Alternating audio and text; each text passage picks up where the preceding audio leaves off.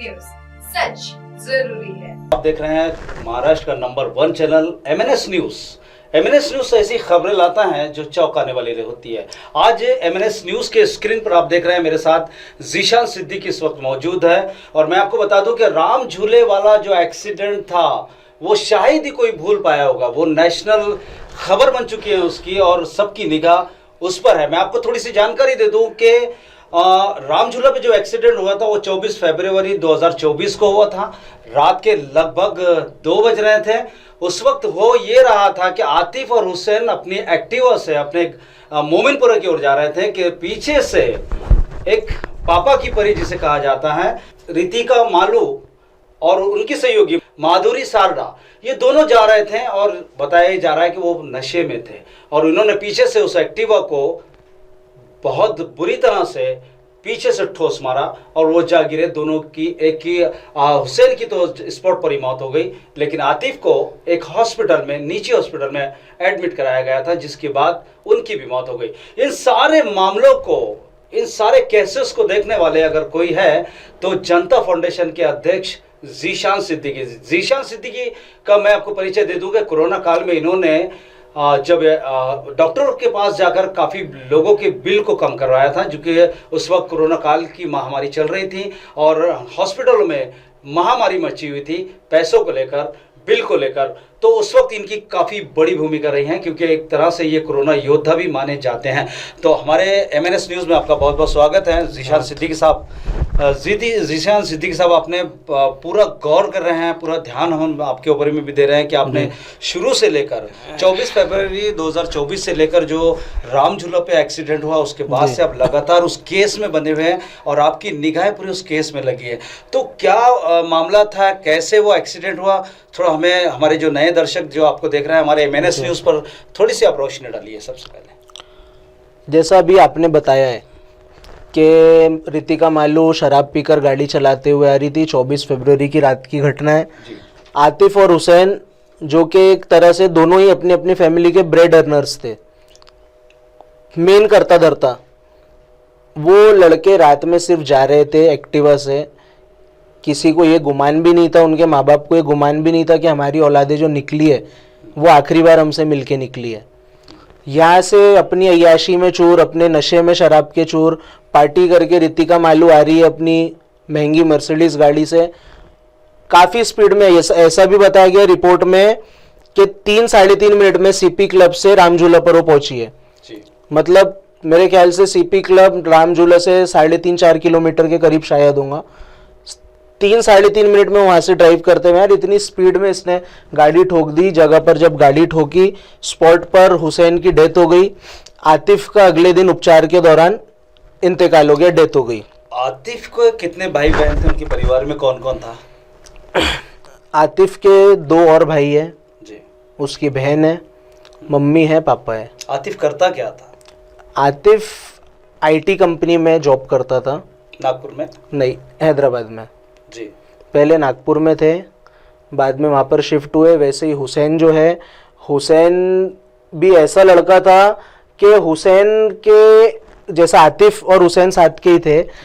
आतिफ को प्रमोशन मिला, मतलब उसने अपने आप को और ग्रो करने के लिए शहर छोड़ के गया। उसके घर में 2 भाई और थे। हुसैन के घर का ऐसा आलम है कि हुसैन की मम्मी की डायलिसिस चलती है। अच्छा। वो चक्कर में वो लड़का जो हुसैन थे वो उन्होंने नागपुर नहीं छोड़े। 30-40 हज़ार रुपए की जो जॉब करते थे, जबकि वो भी अगर चाहते, उनका प्रोफाइल भी ऐसा डेवलप हो गया था कि वो भी नागपुर छोड़ करके जाते तो 60-70 हज़ार 1 लाख रुपए महीने की आवक कर सकते थे। अपनी मॉम के, अपनी मम्मी के, अपनी माताजी के इलाज के लिए, डायलिसिस के लिए वो बंदा यहीं पर हुआ नागपुर में, क्योंकि हफ्ते में 2 से 3 बार उनका मम्मी का डायलिसिस होता था। तो ये दोनों के दोनों परिवार वो रात को इनकी जिंदगी ही खराब हो गई। और इसमें सबसे भयानक बात यह जो पुलिस का रोल रहा है, ये इशू इतना बड़ा होता नहीं था।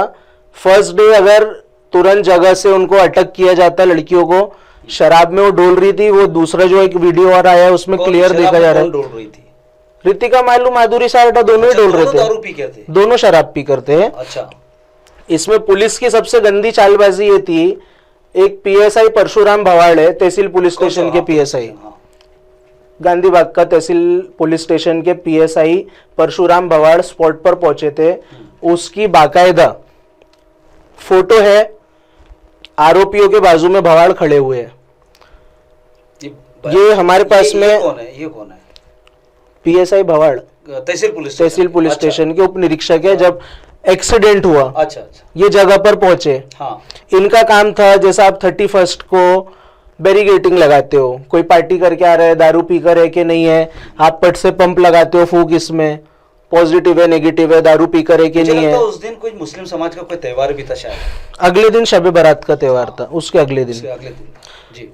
लेकिन बहुत शर्म की बात है कि 2 लड़कों की जान चली गई और धिक्कारे ऐसे पीएसआई पर, पुलिस की वर्दी में इनको रक्षक नहीं भक्षक बन चुके हैं।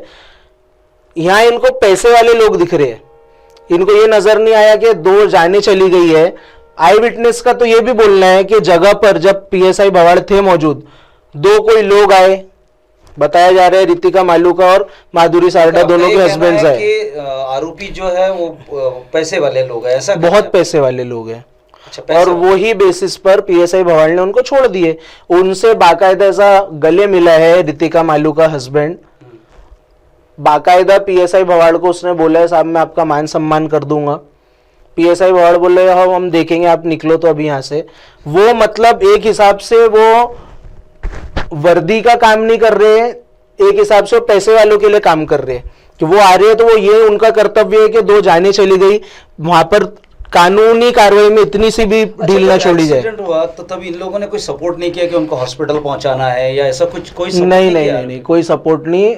इसका बाकायदा वीडियो है। एक ऑटो वाले कोई चाचा थे, उनके ऑटो में लड़कों ने गाड़ी में इनको डाले और लेकर के गए मेयो हॉस्पिटल। हुसैन की तो स्पॉट पर मौत हो गई जैसे आप बता रहे हैं, बराबर है। बाकी रहा आतिफ का, तो आतिफ को हॉस्पिटल फिर किसने पहुंचाया? वहां के लोगों ने पहुंचाए, इन्होंने नहीं पहुंचाया। इन्होंने नहीं ठेस मारा, ठोस इन्होंने नहीं पहुंचाया। नहीं, ये तो भाग गए थे ना।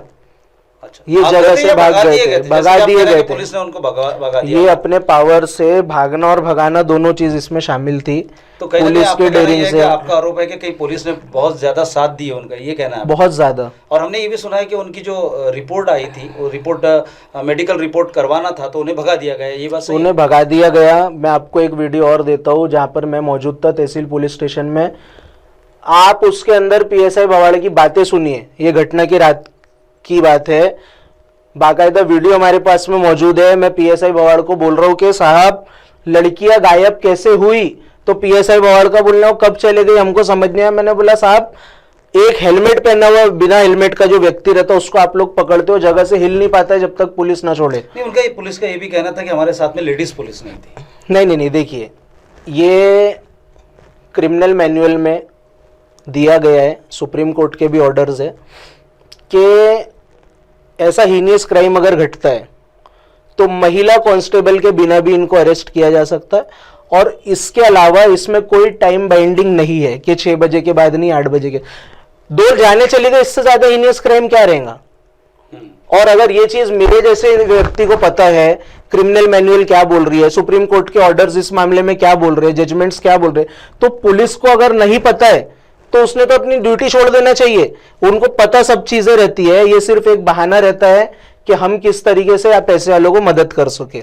रितिका मालू को और उनके सहयोगी को जो भगा दिया गया था स्पॉट से, वो कितने दिन बाद उनकी मेडिकल रिपोर्ट आई? फिर बाद में इनकी मेडिकल रिपोर्ट उसी दिन आई। इनको जब हमने क्या किए, जब हमको फोटो मिली तुरंत ही कि पीएसआई भवाड़ जगह पर आरोपियों के साथ खड़े, लेकिन उसके बावजूद आरोपी को इन्होंने भगा दिया। हमने तहसील पुलिस स्टेशन में हम हमारे सहयोगी दोनों परिवार के लोग काफ़ी लोग जमा थे।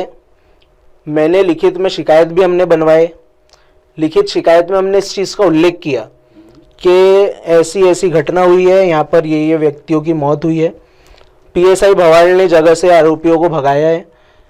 ये पुलिस कंप्लेन लेने के लिए भी पहले पीएसआई भवाड़ आनाकानी कर रहे थे, लेकिन हम लोग मौजूद थे, उनको रिसीव्ड लिए बिना तो हम वहां से हटते नहीं थे। जब ये चीज ऑन रिकॉर्ड आ गई, उनको रिसीव्ड जब देना पड़ा, तब वो जब डरे कि भैया अगर लड़कियां नहीं पकड़ी गई तो पूरी आफत मेरे ऊपर आ जाएगी। प्रेशर बनाया आपने? हाँ, प्रेशर बना। तब जाके संदीप बुआ ने, पीआई ने सुबह लड़कियों को अटक किए उनका सुबह मतलब 1:30 बजे रात की घटना में सुबह के 7:30 बजे 7:30 बजे जी मेडिकल हुआ है लड़कियों का। जब तक कि वो गायब थी ईस्ट एंड हॉस्पिटल गायब करवा दिया गया था ना। अच्छा। ईस्ट एंड हॉस्पिटल के अंदर में वो कुछ तो भी स्लाइन वगैरह के थ्रू अपना अल्कोहल डाइल्यूट करने का शायद उनका काम शुरू था। जब प्रेशर बहुत ज्यादा पुलिस पर डेवलप हुआ, गाड़ी में भी तो पाया गई ना, हाँ शराब की बॉटल्स पाई गई। शराब की बॉटल्स पीएसआई भवाल ने खुद दूसरी गाड़ी में ट्रांसफर किए। सबूत नष्ट करने का उन्होंने खुद काम किया। सुरक्षा पुलिस ने उनको दे दी थी पूरे तरीके से।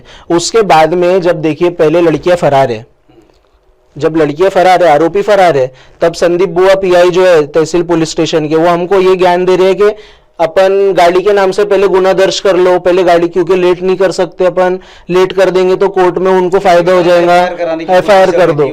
जब हमने प्रेशर बनाया कि साहब ऐसा कैसा लड़कियां नहीं है, तुम्हारे पीएसआई के पास में लड़की के हस्बैंड का नंबर है, जगह से उन्होंने मिस कॉल, उनके नंबर्स एक्सचेंज हुए, मिस कॉल दिया उन्होंने, तो तुम उस पर से लड़की का पता लगाओ, लड़की के नाम से एफआईआर दर्ज करो।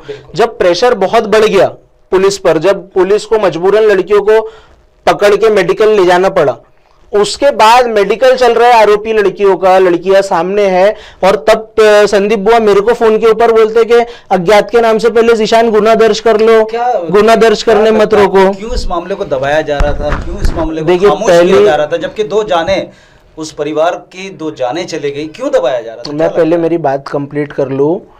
ये जो संदीप बुआ की मैं आपको हरकत बता रहा हूँ, आरोपी लड़की पकड़े जाने के बाद अगर कोई बोल रहा है व्यक्ति, वो भी पुलिस निरीक्षक के पद का व्यक्ति, कि अज्ञात के नाम से गुना दर्ज कर दो, तो जाहिर सी बात है, हमारा स्पष्ट ये आरोप है कि इनका पहले दिन से पीआई संदीप बुआ का भी प्लानिंग ही यही था कि एक बार, या इनकी सेटिंग ही बॉस लोगों से इस तरीके की हुई होंगी कि भैया पहले तुम एफआईआर तो दर्ज कर दो गाड़ी नंबर पर या अज्ञात व्यक्ति के नाम पर, 2 दिन के बाद अपन खुद ही एक आध कोई डमी में ड्राइवर शो कर देंगे।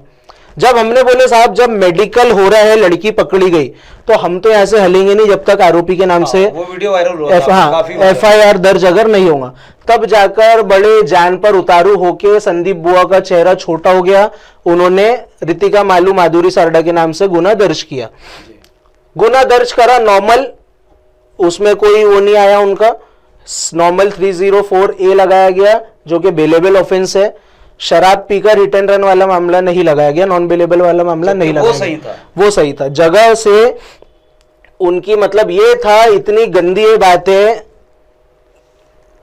ये 2 जवान लड़कों की मौत, मिट्टी का फ्यूनरल, अंतिम संस्कार, कफन दफन होने का ही है, और लड़कियों की बेल हो गई थी क्योंकि उनके ऊपर में बेलेबल ऑफेंस लगाया गया था। 3 घंटे के अंदर लड़कियों को बेल हो गई। उसके बाद में माननीय डीसीपी साहब जोन 3 के गोरख बामरे, इन्होंने एक तरह से आरोपियों का पक्ष लेते हुए दूसरे ही दिन नागपुर टुडे में एक्साइटमेंट में ये बयान दे दिए उन्होंने कि लड़कियों की शराब पीकर के आई हुई ऐसी रिपोर्ट नहीं आई है, नेगेटिव रिपोर्ट आई है। वो रिपोर्ट आई भी नेगेटिव थी, नहीं रिपोर्ट नेगेटिव आई थी। अच्छा, लेकिन ये रुकना कि नेक्स्ट रिपोर्ट पहले हम ले फॉरेंसिक का क्या आता है क्या नहीं, उसके लिए नहीं, पहले के पहले उन्होंने अपना बता दिए कि भैया जैसा वो पीके नहीं थी। जब हमारे को उन्होंने बुलाया, हम लोगों से उनकी मीटिंग हुई, मैं साफ बता रहा हूं, मेरे को नहीं लगता कि पुलिस ने बाद में भी जो उन पर ड्रिंक एंड ड्राइव का केस लगाया, ये कोई पुलिस ने अपने मर्जी से नहीं लगाया। जब पुलिस को समझ में आया कि हम पूरे के पूरे पॉइंट्स में गिर चुके हैं, तब जाके वो लगाया गया। क्योंकि हमने, जब इन्होंने शराब की बॉटल्स फेंके थे, हमने माननीय डीसीपी साहब को बताया कि साहब आपने ऐसा ऐसा बयान दिया कि वो दारू पी के नहीं थी। अब ये फर्स्ट रिपोर्ट आई है, वो भी आपने 6.5 घंटे के बाद में उसका मेडिकल टेस्ट करवाए हो। आजकल तो कोई पॉइजन भी कंज्यूम कर ले, 6 घंटे उनको गायब कर देना, मतलब इसका सीधा सबूत को मिटाने वाली और वो पुलिस द्वारा वो मिटाई जा रही है। अच्छा, हम, हाँ, दर्दनाक बात है, बिल्कुल शर्मनाक बात है। उसके बाद जब हमने उनको पूरे पॉइंट्स बताया कि एक तो इतने घंटा लेट हुआ, दूसरी बात आपने उसको एक हॉस्पिटल से अटक किया है, आप बता रहे हो जी।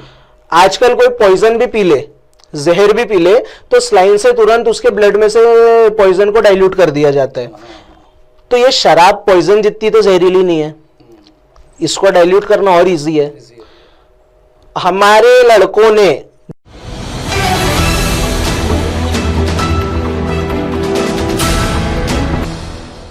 ये है MNS न्यूज नेटवर्क और आप देख रहे हैं MNS न्यूज।